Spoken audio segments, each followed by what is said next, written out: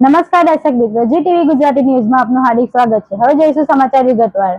વનિતા વિશ્રમ સંચાલિત doctor PV પ્રાથમિક શાળા ગુજરાતી માધ્યમમાં કવિશ્રી નર્મદ અને ઝવેરચંદ મેઘાણી જન્મ જયંતિનું ઉજવણીનું આયોજન કરાયું। સમગ્ર કાર્યક્રમની શરૂઆત પ્રાર્થના, આ તો ઈશ તણો આવાસથી સ્વાગત, નર્મદ જીવન ચરિત્ર, નાટક નર્મદ, જય જય ગરવી ગુજરાત, નૃત્ય નર્મદનું કાવ્ય પઠન, મેઘાણી સાહેબનું જીવન ચરિત્ર, હાલરડું ગાન, નાટક, બોડો, ચારણ કન્યા ગીત ગાન અને આભાર વિધિથી પૂર્ણ થયો।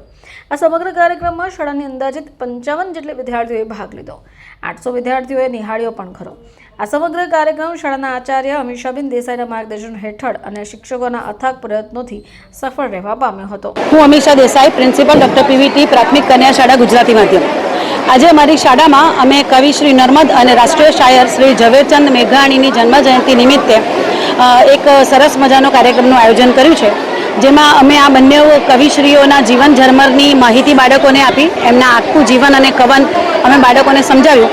સાથે જ આ બે મહાન કવિઓના કાવ્યોનું પઠન કર્યું, સાથે જ એમના ઝવેરચંદ મેઘાણીના જે વાર્તાઓ છે એને અમે નાટ્ય સ્વરૂપે બાળકોએ આજે રજૂ કરી। શિવાજીનું હાલરડું અમારી શાળાના ગાયક વૃંદે બહુ સરસ રીતે રજૂ કર્યું અને આખા કાર્યક્રમમાં અમારી શાળાની ધોરણ 5 થી 8ની 800 થી 850 બાળકોએ આ કાર્યક્રમને ખૂબ મન ભરીને માણ્યો।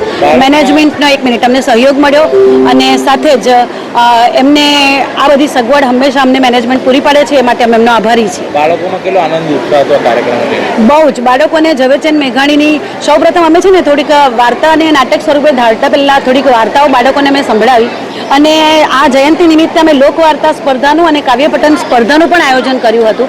એટલે ઘણી બધી વાર્તાઓ અને ગીતો બાળકોએ એ લોકોને આ પરિચયમાં આનાથી આવ્યા અને પછી જ્યારે આ કાર્યક્રમ અમે કરવાના છે અમે જાહેરાત કરી ત્યારે બાળકો આમાં ખૂબ ઉત્સાહથી જોડાયા।